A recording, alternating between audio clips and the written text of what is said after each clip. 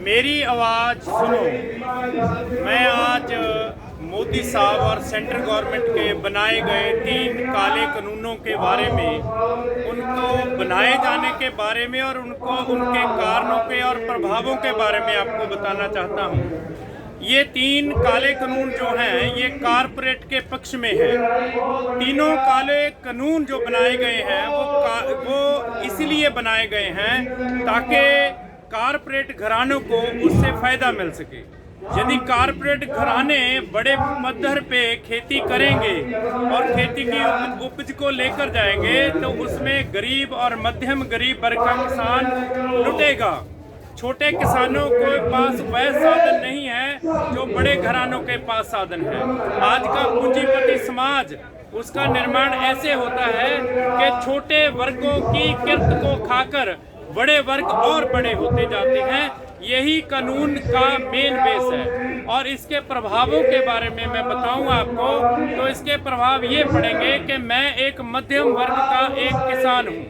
मेरे पास 10 एकड़ के लगभग ज़मीन है और मैं उसकी उपज से कमाता हूं, खाता हूं, अपना घर परिवार चलाता हूं। एमएसपी के होने के कारण मुझे ये पता है कि मेरे खेत में एक साल में 60-70 हज़ार के करीब फसल होगी और खर्चे निकाल कर मैं उसमें 1 एकड़ में 30-40 हज़ार बचा पाऊंगा।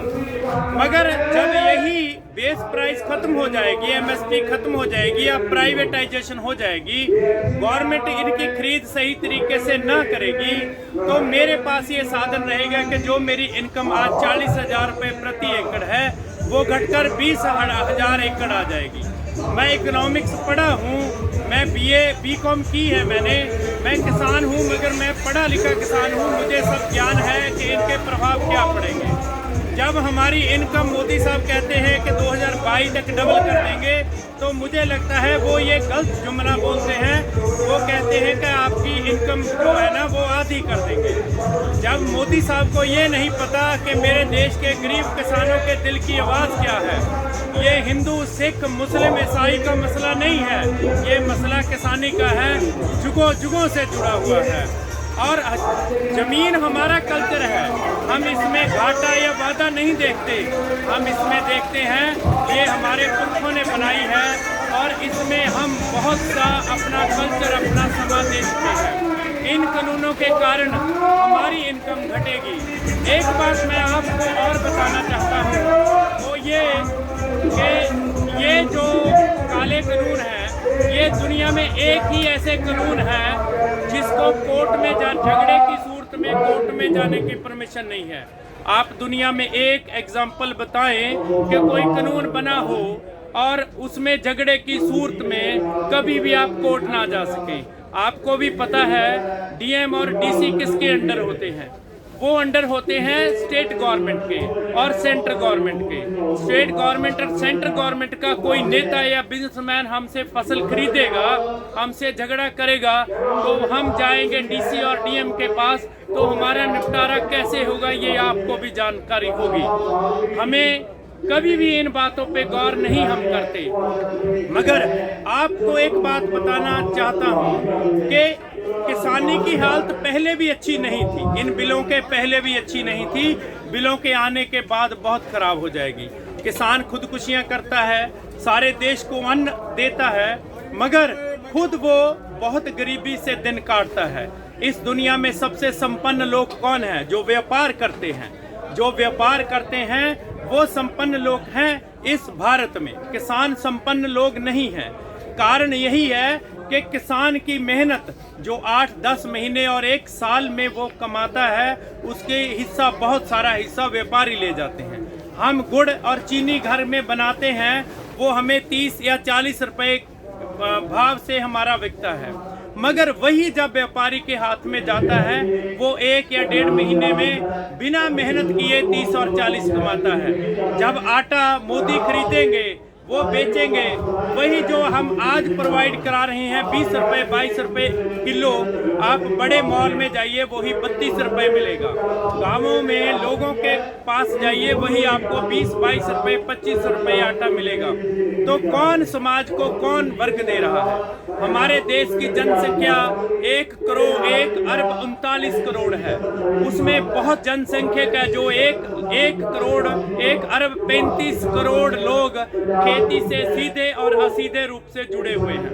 उन सभी के अधिकारों पे डाका है ये कानून। इन कानूनों को ध्यान से पढ़ें। इनमें एक तीसरा कानून है जो वो अमेंडमेंट की गई है एक पुराने कानून में, जो भंडारण की समस्या और भंडारण के बारे में वो कानून है।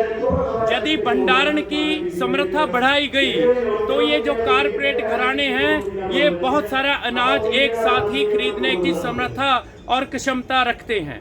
यदि ये बहुत सारा अनाज एक साथ खरीद कर इकट्ठा रखेंगे तो जब वो बेचेंगे तो किस दाम पर बेचेंगे, आपको ये भली बात ज्ञात होना चाहिए। जब ये जमीनों का हमारे साथ करार करेंगे तो उनमें क्या बोना, क्या उनमें खरीदना है, ये वो तय करेंगे, हम तय नहीं कर पाएंगे। आज हम अपने खेतों के राजे हैं, अपने खेतों में खुद फसल उगाते हैं और खुद बेचते हैं, कम हो और ज़्यादा हो। यदि ये कारपोरेट घराने हमारी ज़मीनों को कॉन्ट्रैक्ट फार्मिंग के तहत लेंगे तो हम उन्हीं खेतों में से खुद नौकरी करने जाएंगे। इन काले कानूनों का यही विवरण है। इन काले कानूनों का जनसाधारण पर क्या असर पड़ेगा ये हर एक जनसाधारण को पता होना चाहिए। व्यापारी वर्ग, जो छोटा व्यापारी वर्ग है, उसको खाने लगा है अब कारपोरेट घराना। जैसे जियो ने, रिलायंस ने पहले अपने मोबाइल बहुत सस्ते किए और उसके बाद धीरे धीरे एयरटेल और वोडाफोन कंपनियों को इतना मजबूर कर दिया कि वो खुद अपनी कंपनियां बेचने के और कोलैबोरेशन करने के बारे में सोचने लगी, और किया भी। वोडाफोन और आइडिया ने कोलैबोरेशन करके फिर बचे। आने वाले समय में किसानों को तो ये पता नहीं है वो कैसे बचेंगे। इन कारपोरेट घरानों ने इनको खा जाना है। सो कृपया ध्यान दें, मेरी आवाज़ सुने, इन काले कानूनों का विरोध करें। यदि आप छोटे व्यापारी हैं तो भी, यदि आप किसान हैं तो भी, यदि आप नौकरी पेशा हैं तो भी, क्योंकि खाना तो सबको है। रोटी किसान कमाएगा, अन्न तो मोदी भी खाएगा और आप भी अन्न खाएंगे। जब तक ये थाली आपको दिखती रहेगी तब तक आपको याद आता रहेगा ये अन्न आया कहाँ से है। आपको मारुति की कंपनी अन्न नहीं दे सकती, आपको जियो अन्न नहीं दे सकता। यदि अन्न दे सकता है वो किसान का खेत और किसान उगा कर अन्न देगा आपको।